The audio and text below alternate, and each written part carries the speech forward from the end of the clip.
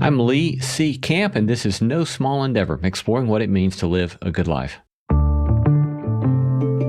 I'm not going to sit here and tell you the United States is in a good place right now. I'm just going to try to calm down some of the freak out so that you can distinguish between a 5-alarm fire and a 1-alarm fire. That's Emma Varvaloucas, Executive Director of the Progress Network, a data-driven journalism project bringing together voices who posit the possibility of a better future. This narrative about humanity never coming together, humanity is going to just let the world burn and rot, is not true. We discuss bad news bias, the problem with so-called good news journalism, and Emma also shares practical advice on media consumption in the digital age. You have limited control over external circumstances, but you have an enormous amount of control over your own mind and how you engage with the world. All coming right up. Hey friend, if you didn't know, I started a newsletter a while back that comes out every 2 weeks. I've been delighted to hear from so many of you about positive response to the newsletter. We call it the No Small Endeavor Notebook, where I riff on themes and topics related to our podcast, giving you additional material for thinking and doing in your own quest to make sense of what it might mean to live a good life. Join us by going now to nosmallendeavor.com and sign up there. Again, go to nosmallendeavor.com to sign up now for our free No Small Endeavor Notebook newsletter. Hey, this is Bill Simmons from the Bill Simmons Podcast, here to help you make the most of your summer with Michelob Ultra, a superior light beer worth playing for. Play for it with the guys when you're competing to see who can sink more birdies on the golf course, because winning tastes even better with Ultra on the line. Play for Ultra. Fill your fridge with Michelob Ultra this summer. Enjoy responsibly. Copyright 2025 Anheuser-Busch Michelob Ultra Light Beer, St. Louis, Missouri. Hey, it's Paris. You know I love sparkly things, right? Like stars. Duh. And thanks to Hilton and AutoCamp, I just slept under them. Picture me serving looks by the fire outside my luxurious Airstream, making s'mores with the kids, while a national park is our backdrop. The great outdoors meets Hilton hospitality. That's hot. Explore all the new ways to stay at Hilton.com. Hilton for the stay. I'm Lee C. Camp. This is No Small Endeavor, exploring what it means to live a good life. Turn on the news just about anywhere in our increasingly divided America, and you're likely to be confronted with an onslaught of urgent and frightening reporting. Whether you're watching amateur journalists on social media or talking heads on CNN or Fox News, even if you're part of a vanishing breed of actual newspaper article readers, the messaging is clear. The world is most definitely going to hell in a handbasket. But what if the news was reported differently? Could real journalism, by which I mean rigorous and fact-based reporting, point to new possibilities, to progress, to some hope more often? And if it did, would it change the way we move in the world? Our guest today is Emma Varvaloucas, an accomplished editor and writer with over a decade of experience in nonprofit media. She currently serves as Executive Director of the Progress Network, a platform focused on ideas for a better future. Previously, she was Executive Editor at Tricycle, the Buddhist Review, where she led the editorial direction of one of the most respected voices in American Buddhism and launched initiatives like Buddhism for Beginners. Emma has edited 2 books on Buddhist practice and is now writing on media literacy in the age of AI and polarization. Today, our interview with Emma Varvaloucas. Welcome, Emma. Thanks so much for having me. I'm honored. Well, grateful to have you with us. You're the executive editor at the Progress Network. So tell us, what is the Progress Network? Yeah, absolutely. So the Progress Network is a hub, generally speaking, for progress-minded people. So we are an umbrella organization for people in different sectors and fields that are unified in their approach to how they look at the world. Optimistic, backed up by substance and data, and solutions-oriented. And we have also turned into an editorial platform. So we have a weekly newsletter that comes out. It's free. It's on Thursdays. Anyone can sign up.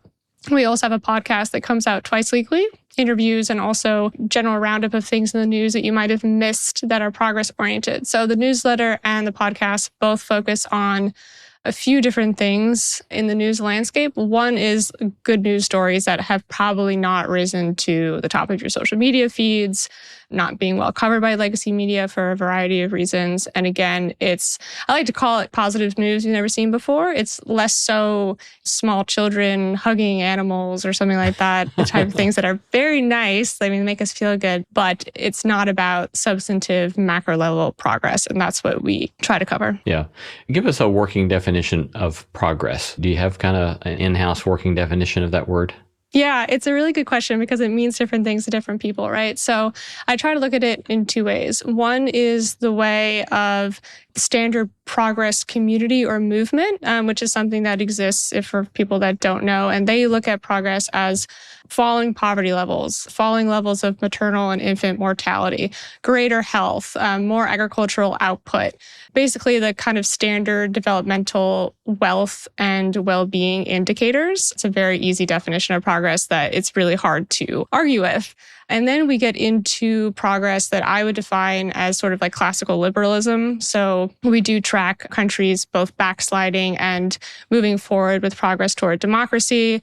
We do count progress for civil rights, something like for women or for gay marriage, LGBTQ rights, and things like that. Generally speaking, putting those things together, along with a little bit of dose of what would progress look like, particularly on a national level in an age of really heavy distrust, really intense polarization, all those things combined. That doesn't satisfy everyone. In fact, it annoys some people, but it's the best definition that I can give for myself. Zachary Karabell, who's founder of the Progress Network, says, "We are presenting a realistic alternative narrative to push back on the notion that our only option is pessimism and our only path is societal decline."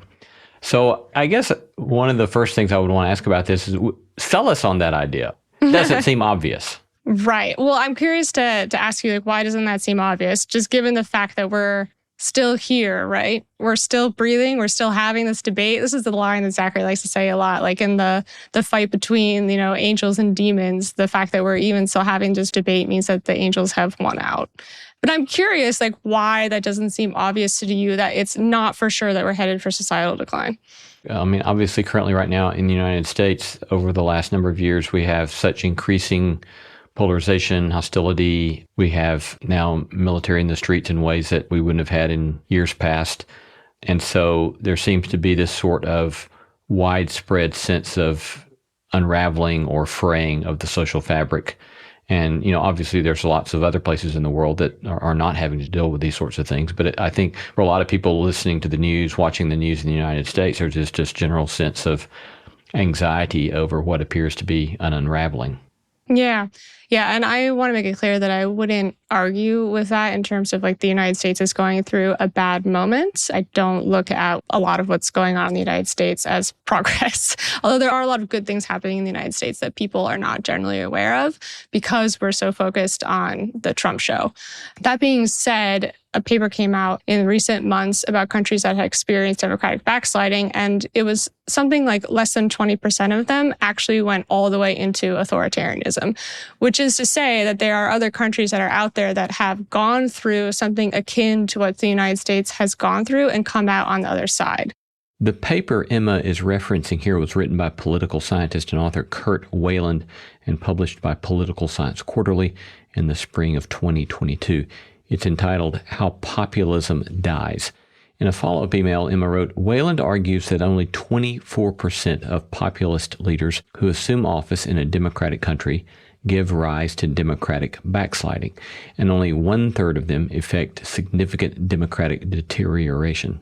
Instead of democracies dying, it is easier for populist leaders to weaken politically and die as a result of their attempts to asphyxiate democracy. That doesn't mean that a positive outcome is guaranteed. Of course it's not. I mean, there are all kinds of ways that this could go sideways. And I think that the uncertainty around where this is going is what's causing a lot of the stress. But there is also no guarantee that it's going to end up in a worst case scenario outcome. There are certainly lots of bad things happening right now, but we are in the thick of it. We're in the middle of it. We don't know how it's going to end. And there are lots of different levers. There are lots of different ways, first of all, that things can surprise us, but also things that people can actually do to change the picture. I like to do as my kind of common example of really surprising things that have happened. Maybe you wouldn't want to bet on this, but things do surprise us.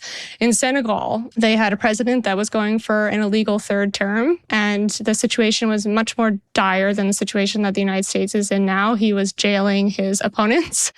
2 weeks before the election, to the surprise of basically everyone, he released all of his political opponents from jail and the elections occurred. And the opposition opponent wasn't allowed to run, but the kind of stand-in for the opposition opponent did win by a landslide. The elections were free and fair, and he's the president of Senegal right now. Where Senegal goes from there is an open question, but these things do happen. Brazil is another great example. South Korea is another very recent example. There are places that we can go that are not necessarily Hungary, Turkey, or Russia.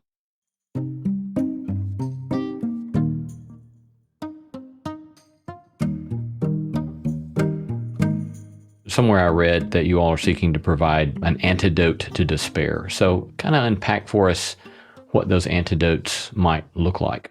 Yeah, so I think one that I talk about a lot is climate change. I think there is a lot of fear and anxiety around climate change. Certainly, if you're speaking to some portions of the left, to the point in which people are wondering, like, should I have kids? And you also have therapists talking about climate anxiety, right? There's a lot going on in the climate world. I mean, emissions are still rising. Let's be clear about that. They're certainly not rising as fast as they used to. And there is talk about when are we going to hit the peak, which could happen sometime this decade. There has been a rapid rollout of renewable energy, countries adopting solar and wind at a absolutely insane pace. You have weird knock-on effects like Russia invading Ukraine actually turned Europe into renewables much faster because they wanted energy security away from Russia.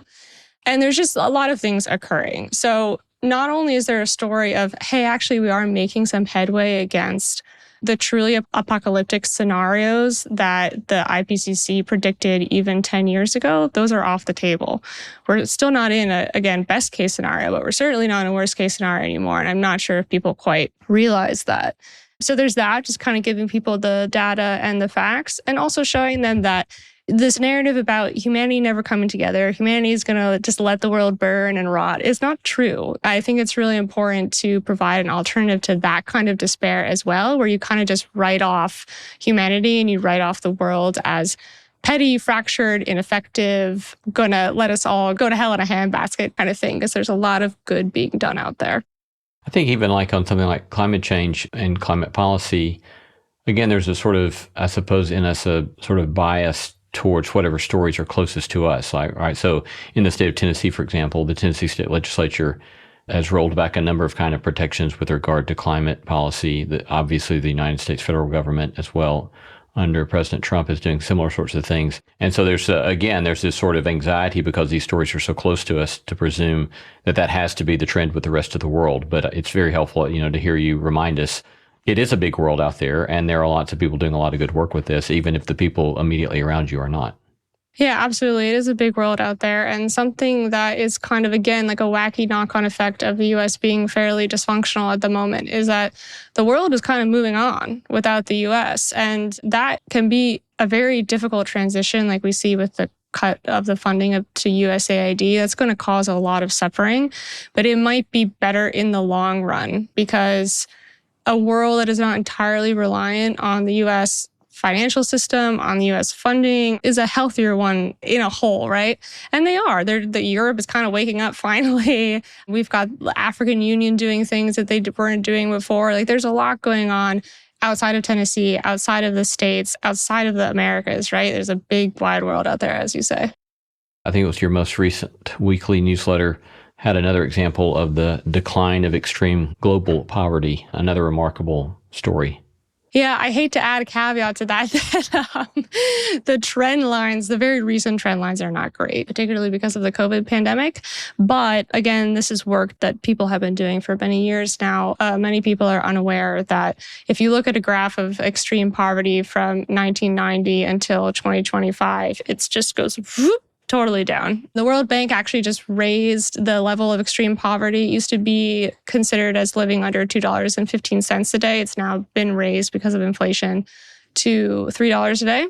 And that has added some people to the count. There's also been a rough few years, like I said, because of the COVID pandemic and also because of climate change. So there's a little bit of a bumpy ride towards the end there, but there has been absolutely, without doubt, an incredible amount of progress in the last 30 years. To be more specific, the World Bank Poverty and Inequality Platform reports that between 1990 and 2024, the share of the global population living in extreme poverty dropped from 38% to 9%. One of the things it seems that you all do so well is that you look at a trend like that and you ask a lot of probing questions about mechanisms, really what's going on that can help open up a new vista on issues like that. But any further insight into this question about global poverty that might be pertinent? Yeah. So, that particular newsletter edition dove into a paper that was done by one of the co-founders of Give Directly. They do cash transfers to poor households worldwide. And they wanted to find out, what are the mechanisms of people leaving extreme poverty? What does that look like? Does that mean that I started a business? Does that mean that I moved from my family's farm to the big city? Does that mean that there was a woman in the household that entered the workforce? Did I choose to not have as many kids? As you say, getting into the nitty-gritty of how that happens. And what they found is that, first of all, if you're one of the economic growth evangelists, you could be very happy because a lot of this is happening purely because of the trickle-down effects of economic growth. That actually really does change people's fortunes when a country experiences economic growth. But the other thing that they found out is that there's no one answer, and it really depends on national context, what works for people. So in Indonesia, for example, they found that people moving from rural areas to rural areas was really helpful. In other places, they found that wage work was the best thing to do. In other countries, they found being an entrepreneur was the best thing to do, just depending on where the countries were on the economic ladder, and again, their specific national context. Of course, he is the co-founder of Give Directly. He wants to put out cash transfers. And so he does recommend that a great way to help people get out of extreme poverty is to give them money to do the things that they know will benefit them economically, number one. So that might be starting a business, that might be staying, on their farm, whatever it may be. And number two is to cushion them against shocks, because the other big takeaway from that paper was that there are people leaving extreme poverty all the time. It happens really, really frequently. The issue is that people also fall back into extreme poverty quite easily. And the reason why the overall numbers are going down is because the number of people climbing out is just edging out the number of people falling back in. And the reason that people fall back in are these kind of unexpected shocks, agricultural shocks, a sudden illness, or somebody dies in the house. Things like that, sort of unexpected surprises, right? And if you can cushion people against those shocks, they're going to have a better shot of not only climbing out of extreme poverty, but staying out of extreme poverty. It's striking to me the way that you're talking about such issues is obviously you're not getting prepackaged in one end of the political, social, economic spectrum. Because, for example, we've heard you say just in the 15 minutes we've been talking, things that many people would put kind of in the classic progressive liberal end of the conversation. And at the same time, we just heard you say, no, there actually are real benefits to trickle-down economics in a lot of places, which would be kind of anathema to hear some people in the left ever say. So what's it like for you in trying to prioritize reporting, digging into these kinds of facts, and trying not to fall prey to political partisanship or expectations of a given stereotype? Yeah, it's difficult. I will say this, it's easier in the job than it is with friends and family. I will say that. Number one, because the Progress Network was set up explicitly as nonpartisan. So there are things, as you say, that are coded more right or left. There are things that we take a certain position on, we decide as an organization that our position is that climate change is real and that it's a problem. We've decided as an organization that we think that it's important that people in the gay community are afforded the same rights as other people, right? Okay, we make those decisions that will put us in a certain wing to begin with. But other than those particular decisions, we explicitly say hey, we are nonpartisan. If there is a solution that works, we don't have an affiliation to a particular tribe to say that the left is correct or the right is correct. Don't care who is correct. In fact, a lot of the times, both sides are correct in their own ways, or they're correct about some things and not correct about other things. we also try to highlight a lot of bipartisanship for that reason. So part of that is setting expectations, right? I mean, people probably do get irritated with us and just unsubscribe. But it's easier with the job because that's how you get people to trust you. Yeah. Versus it's harder with people in your life because you can come off as sounding like a traitor. And you can really surprise people by the way that you're talking about things precisely because you don't toe the line, as you're pointing out, to like what left people usually say or what right people usually say. But I do think that in the case of the United States, it would be helpful for all of us to kind of get outside of our little bubble and talk to people that disagree with us. You're listening to No Small Endeavor and a conversation with Emma Varvaloucas. I love hearing from you. Tell us what you're reading, who you're paying attention to, or send us feedback about today's episode. You can reach me at lee@nosmallendeavor.com. We would be most appreciative if you'd go to your favorite podcast app and write up a glowing 5-star review of No Small Endeavor, because those reviews help extend the reach of the beauty, truth, and goodness we are seeking to sow in the world. Coming up, Emma and I discuss potential problems with so-called good news outlets, media literacy in the digital age, and how psychedelics began her unlikely path to Buddhism.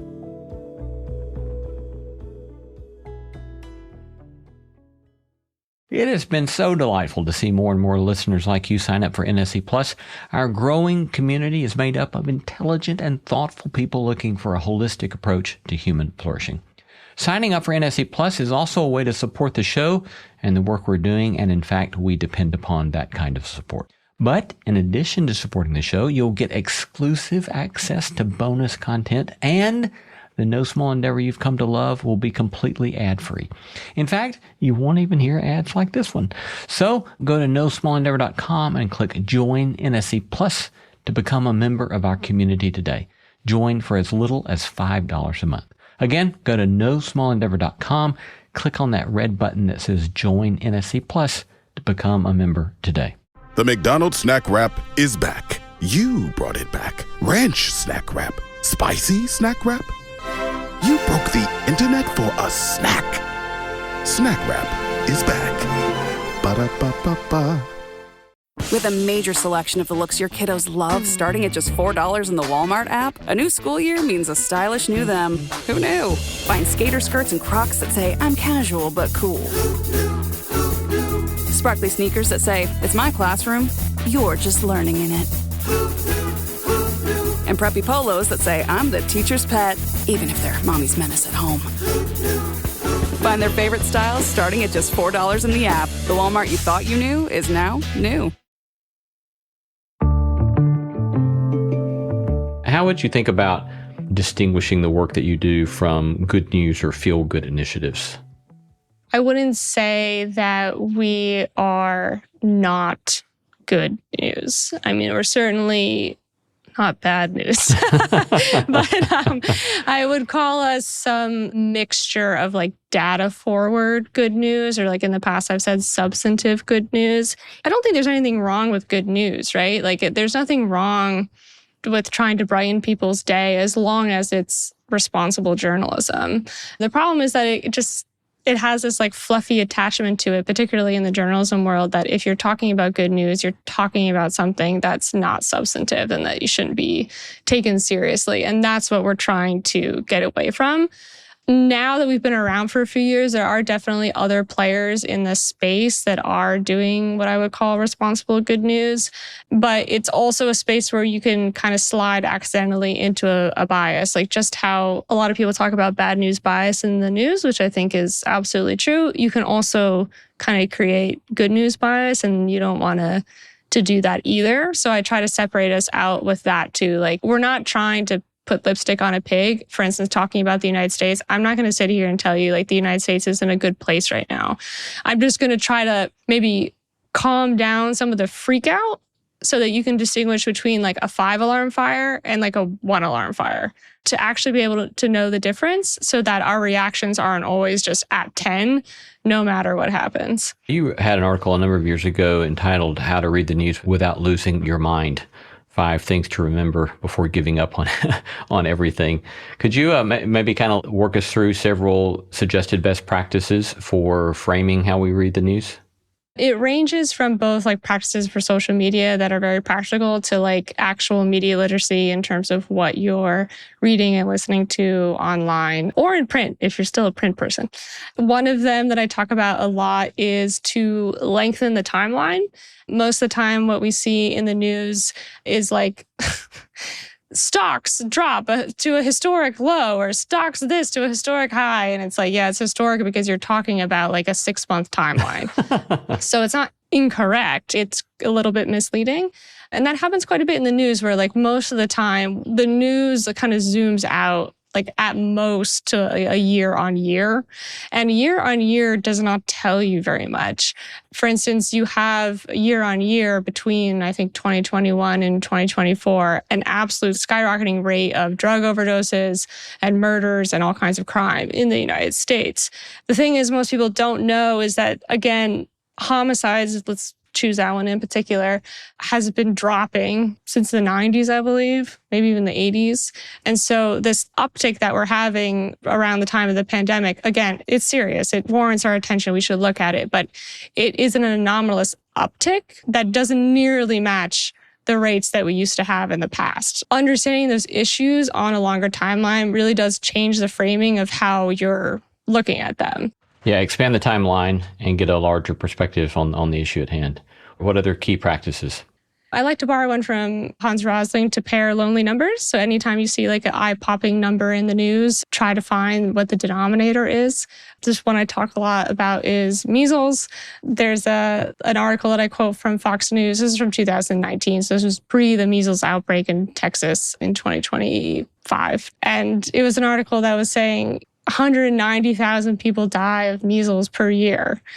And then they went on to have an opinion piece about tightening immigration, which, like, fine, you can have an opinion about tightening immigration, and that might be a totally valid opinion, but it's totally not valid to pin that on measles because 0 people die from measles in the United States per year. That has, again, like in 2025, we have had 2 people die, but again, it's a very, very small number compared to measles incidents globally. So always pair a lonely number. If it's just by itself, you don't know what the context is, you don't know what the denominator is, make sure that you understand before you buy an article's arguments wholesale. And a last one I would say that more has to do with like practical, actually how you're consuming media is to make sure that the way you do it has edges, meaning like you want to have something in your life that has a start and a finish with media. So if it's a podcast, it has a start and finish. If it's a newsletter summary, it has a start and a finish. Things that don't have a start and a finish are much more difficult to manage. That's why social media is so addictive. You have a never-ending scroll. There's no beginning, there's no end, which I think is detrimental to our mental health. So whatever medium you choose to, participate in with the news, just make sure it has a beginning and an end. Yeah, that's super helpful. And I don't think I've thought about that way, which raises another kind of possible practice for me, as you were describing that, of I seldom, if ever, set for myself some sort of conscious intention for why I am listening to the news. I think if someone were to push me, I would say, well, I think it's kind of a civic duty to be informed and engaged. But it seems that we could drill in a little closer and say, okay, what's my intention for listening to this news right now? Or why am I scrolling this particular site right now?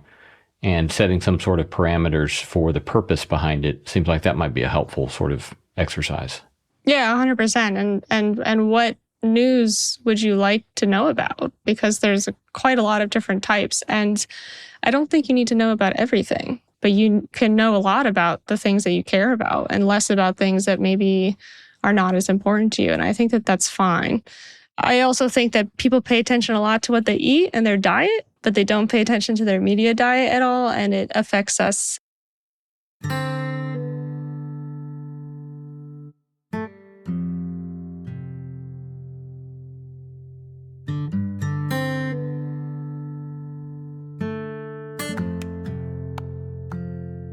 Thomas Merton, the famous 20th century author, monk, Catholic writer, as I recollect at least, he one time said, if something is really news, it will still be news 6 months from now. So I don't need to spend a lot of time worrying, always being caught up on everything that's happening. How do you respond to that? Yeah, I think that's fantastic. I think that's absolutely correct. A lot of the things that really change life and really change the world are like big picture trend lines that are not well covered in the news, are in fact very difficult to pick up on when you're reading the news all the time. There is an outlet, and I cannot recall its name right now, but they specialize in slow journalism. So they only cover stories when they're like 3 to 6 months old. Fascinating. So things like that do exist. They're obviously not the norm. I think that, if you went into a traditional Tibetan Buddhist retreat for 3 years, 3 months, 3 days, and you came out on the other end, it'd be a lot clearer what actually mattered in that intervening 3 years than if you're constantly scrolling on Twitter. Well, that's a great segue into some of the conversation I'd like to have next. How has your own Buddhist practice and work been helpful to you in the work that you do?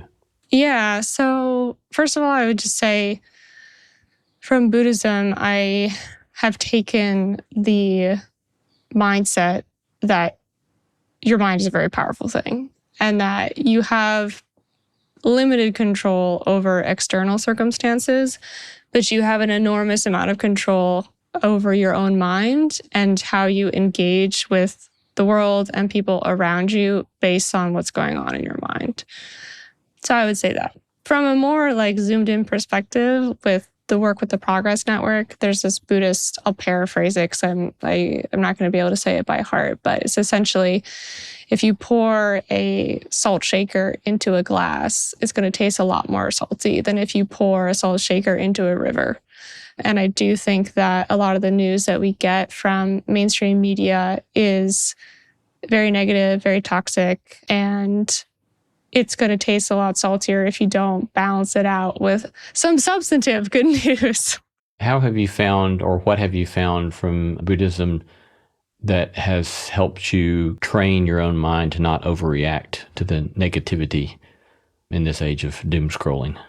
Yeah, well, one of the first things that you learn if you're in a Buddhist tradition that practices meditation, because not all of them do, is to start watching your own mind and figure out how your own mind works. So if you're practicing sitting meditation, if you do it consistently enough, you start to understand the patterns of your own mind. There's a Buddhist monk named Thanissaro Bhikkhu, and he talks about the committee of the mind and getting to know who's on your committee. So it's kind of like a board of directors of a nonprofit, right? Like you have the grumpy guy, you have the guy that's always looking at things, with kind of rose-colored glasses. You have the guy who thinks everything's going to turn to and you start to get to know what's going on in there.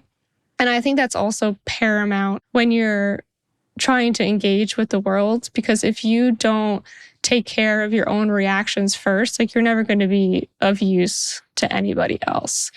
And just understanding, like, what am I being reactive to?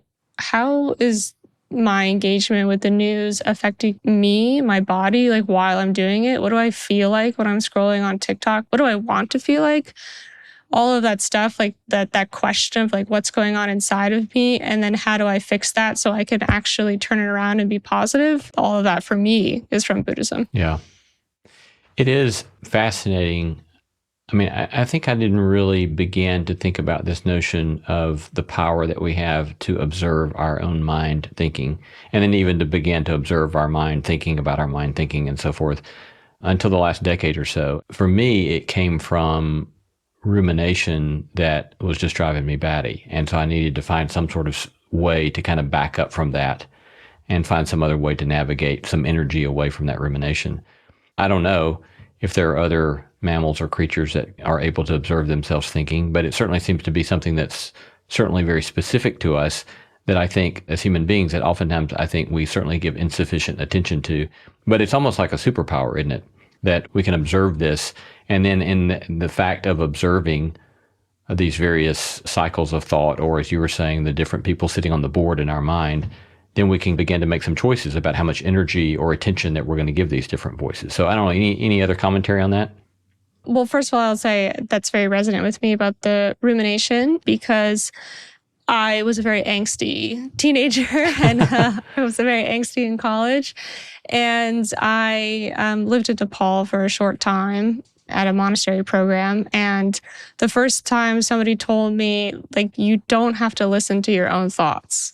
I was like, what a relief, you know? Like, I would love to stop listening to my own thoughts if your mind is not a welcoming place for you, which it wasn't for me at that time. That, first of all, yes, absolutely. And second of all, the magical thing about, as you say, making choices is that, and neuroscience backs this up, which we've covered in Trade School a lot, and people in the Buddhist world at least are very enthusiastic about, you can change your behavior. And not only that, you can actually change the default neural pathways of your brain. Neuroplasticity is a real thing. And that means that we are moldable. We can actually choose how we want to show up. I mean, how depressing would it be if it was just written in stone, right? And that was it. And that was just the way you're born and whatever. But it's not like that at all. Yeah. Has that change for you come primarily through practices of meditation or other practices? I would say that Buddhism set me on a path. And I always hesitate to say this on podcasts because sometimes my mother listens to them and I get some texts. But psychedelics were also very helpful for me in that realm. And also going to therapy. That was also wonderfully effective in terms of understanding that I am creating the world around me and that it's my own doing and it's my own way of seeing things, and it doesn't have to be that way. We had one guest of some celebrity years ago, Rainn Wilson, who spoke very critically of the use of psychedelics. He spoke of it as I think his phrase was that it was like an attempted shortcut at spirituality. What would you say in response to that? I get that. I mean, I don't think it's a substitute. I think it's a little bit like getting dropped off by helicopter onto the top of Mount Everest, right? That's certainly an experience. It's probably a pretty profound experience. Is that going to accomplish the same thing as a consistent spiritual practice? No. But I do know people, myself included, and other people that are very close to me, that they really needed that jolt to kind of get them onto the path. I can't see myself being interested in Buddhism and then extrapolating from there, doing a lot of the things that I ended up doing in my life because I got interested in Buddhism without psychedelics. I was not someone that was interested in religion growing up. I was not spiritual or religious at all. When I converted to Buddhism, everyone in my family was like, really? You? Okay. And that wouldn't have happened without something giving me an opportunity to see that the mind is malleable. And psychedelics were my first. I didn't mean for that to happen, but that's what happened. And it was very important to me. You mentioned spending that half a year studying at a monastery in Nepal. Any other things stand out to you about your experience of what you learned during that period? Oh, what I learned in Nepal. Well, I think to follow up on the psychedelics discussion, I think the difficulty with psychedelics is if you get stuck there, right? And fooling yourself into thinking you have some kind of permanent solution. And that was my other takeaway from Nepal, is that once I got back, when I was in Nepal with Buddhism, I was 100% certain that I had found the secret to happiness in life. I was like, oh, this is it, done. And when I got back, and fast forwarding maybe 10 years later, I became quite disillusioned with Buddhism, not because of the practices behind it, but because of people. And because with any religion, you do end up with religious institutions, and people are people. It caused me quite a lot of pain to move from absolute certainty into disillusionment. And so I think that's the other lesson that I pulled, where it's you can't be rigid even with spirituality that's trying to make you more open and flexible. As soon as you start to think this is done, we're done, you become stagnant and you end up into a stuck place. So that would be my other really big lesson, I think.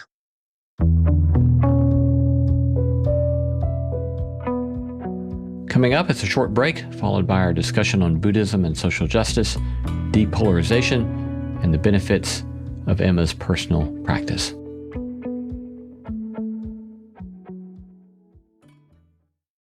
This episode is brought to you by Nespresso Virtual Coffee Machines. Ready to enjoy the bold flavors of barista-quality Nespresso iced coffee at home? Simply fill a glass with ice and press the brew button on your virtual pop machine to enjoy rich double espressos roasted to stand up even when chilled. Refreshingly bold iced coffee. Refreshingly easy to make at home. Visit Nespresso.com to shop now. Finding a new job is stressful. But with Indeed, it doesn't have to be. Just fill out your Indeed profile with your skills, experience, and desired salary. The more you fill out, the better your matches will be. And hearing from hiring managers will be 2 times more likely. Relax. That's your Indeed profile sending opportunities your way. Indeed, the world can work better.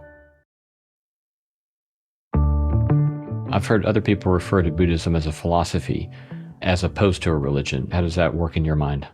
Yeah, I think that's wildly mistaken. I think it's because of the way that Buddhism has been kind of taken up in the West that it seems like a popular alternative for people that want to get into some kind of religious/spiritual practice, but they don't want to be in religion. And they also want it to sit comfortably next to their own religion, which is fine. I'm not against that by any means. But it does cause a lot of misunderstanding because Buddhism, as it is practiced by millions of Asians in particular, is 100% a religion. And it's only in the United States and something that what you might call the global West, where they have this idea that it's not. But it would fit any definition of a religion. One of the critiques that I've heard of some Buddhist practice, and I've heard this especially from some Christian theologians, is that it can inculcate a lack of concern for historical or social realities. That because of some Buddhists' warnings against notions of hope, say, that attach some sort of desire for some sort of unfolding set of circumstances in the future, and that Buddhist practice would call you to detach from that could then lead to a detachment from concern for social political realities. How would you respond to that? Yeah, it's a critique that exists in Buddhist circles as well. It's a really common one. So it's not one that the Buddhists are unaware of. So there is actually a flavor of Buddhism in the West called engaged Buddhism that is set up precisely to combat that notion, that kind of narrative of the Buddhist monk alone in the hut on the mountains, right? And there's certainly some truth to that. If you're talking about the historical Buddha, which is Shakyamuni Buddha, which is in the Pali Canon, which is kind of like the oldest extant canon that came out of India. The rest of the Buddhism sprouted after that. So if you're talking about Chinese Buddhism, Japanese Buddhism, etc., that comes after Indian Buddhism. And it is true that the Buddha very famously in the Pali Canon refused to engage in politics. So he refused to engage, to give kings advice on wars and things like that. And I think that there's value to that. I mean, there is certainly value to not being engaged with politics and with the changing nature of things. But there's also value in the critique of saying like, hey, we can't just close our eyes and become navel-gazing meditators. And that's why things like engaged Buddhism exist, where they actually put in the forefront of their practice an engagement in the world that aligns with Buddhist ethics. And that looks like all different kinds of social justice work. There's one very famous monk that does a lot of food insecurity work. If people are familiar with Thich Nhat Hanh, who is from Vietnam, he was also someone that was very involved in politics in Vietnam, to put it baldly, and also social justice projects after he left Vietnam. So I would say, yes, the critique is valid. Like there are ways that you can look at it like that, but not necessarily the way that people always practice Buddhism. You mentioned Thich Nhat Hanh and engaged Buddhism practices. How would you see your own work that you're doing with regard to media as simply a practice of peacemaking? That's the whole point, I guess I would say. I am somebody that has always wanted to be a journalist, but it was very important to me to be in a kind of journalism that I felt was of use to people and in service, which I feel like is more of a Christian term than a Buddhist one. But I really felt like I wanted to be on my deathbed thinking that I had at least given more to the world than I had taken from it. I'm not sure really where I'm coming out on that net, to be honest, but that is the intent. And I want people to be able to flourish. And that's why we do focus a lot on the mental health and how you engage with the news. I want to heal the rifts that are occurring, particularly in American society right now, which is why depolarization work is very important to me. It's how I ended up in a relationship with somebody who was a Obama-Trump flip voter, whereas I have voted reliably blue my whole life. And I want people to have a healthy mindset about humans as a species and what we're able to accomplish so that we can build something we're really proud of. I think that humans have done a lot of remarkable things already, and there's no reason why we wouldn't continue to do remarkable things as long as we don't give up on ourselves. You mentioned that earlier that you would not have called your younger self religious or spiritual, and yet I understand that at NYU as an undergrad you studied journalism and religious studies. How did you find yourself into that kind of course of study, and why do you think that you wanted to hold those two especially together at that time in your life? Yeah, so that was the psychedelics. that was what happened there. So at NYU, they don't consider journalism to be a quote-unquote normal major. It's within the School of the Liberal Arts, but it's considered more like a craft. So you actually must double major in something if you are a journalism major at NYU. And I wasn't sure going in what my second major would be. I was already interested in philosophy, and I had done some philosophy courses when I was a freshman. The psychedelics happened around then, and that jump-started a very intense interest in Buddhism and how I got into religious studies.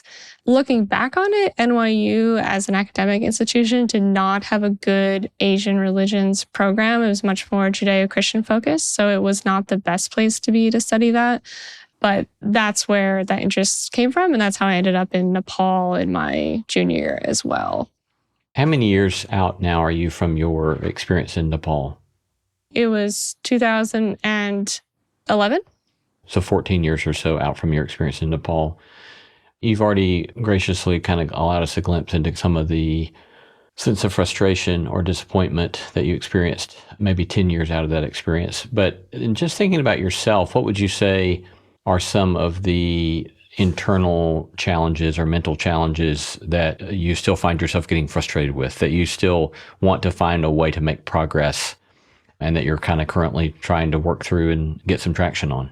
I am not like a positive person internally by nature, I would say. I can fall pretty easily into self-doubt. I can fall pretty easily into loneliness, having low opinions of myself, low self-worth, and things like that. And those are all struggles for me that I think most people would not see from the outside, but that I would like to fix from the inside, because I've seen friends go through this process where they genuinely believe in themselves. They are genuinely excited about what comes next for them.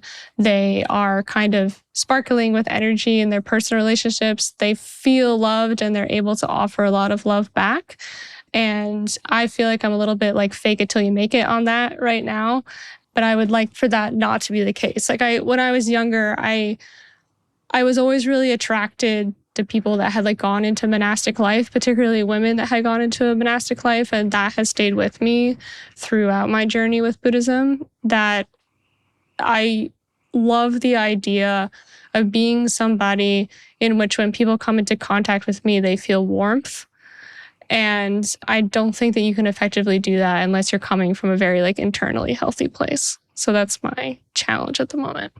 Been talking to Emma Varvaloucas. She's currently the executive director of the Progress Network and also the co-host of the What Could Go Right podcast. Emma, if folks want to sign up for your newsletter or find out more about your work, where would they go? They can go to theprogressnetwork.org, or they can find us on basically any social media channel at The Progress Network. Emma, it's been great to visit with you today. Thanks so much for your work, and thanks for the great conversation. Yeah, thank you so much for having me on. It was a great chat.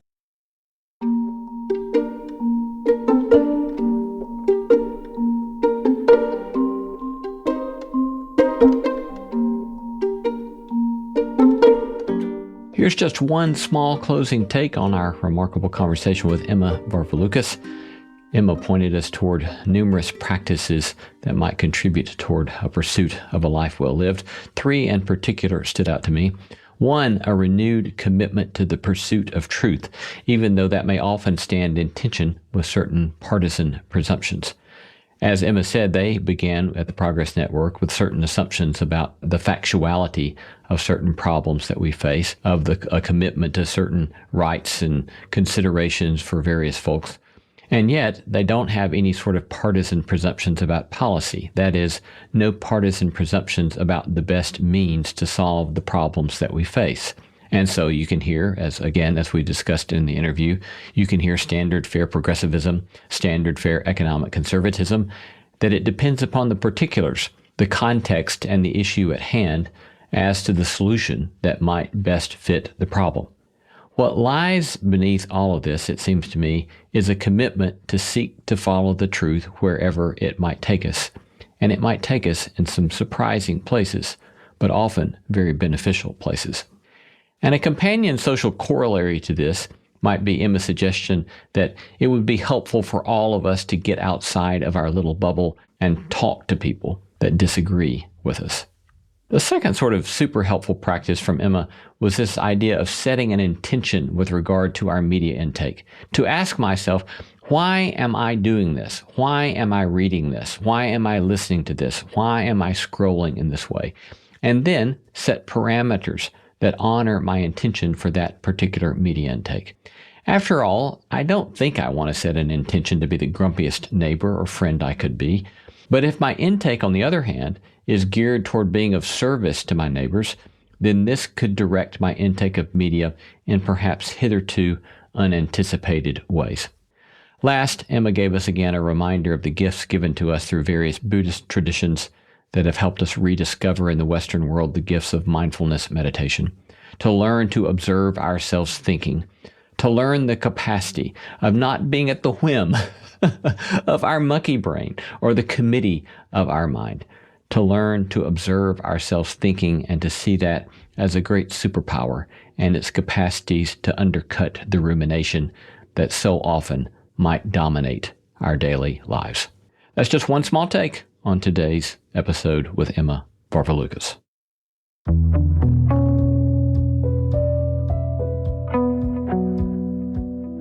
You've been listening to No Small Endeavor and our interview with Emma Varvaloucas of the Progress Network. We gratefully acknowledge the support of Lilly Endowment Incorporated, a private philanthropic foundation supporting the causes of community development, education, and religion.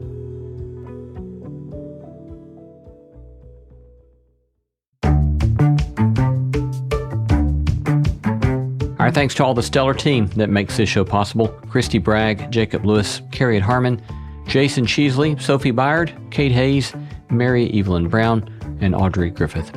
Our theme song was composed by Tim Lauer. Thanks for listening, and let's keep exploring what it means to live a good life together. No Small Endeavor is a production of Tokens Media, LLC, and Great Feeling Studios.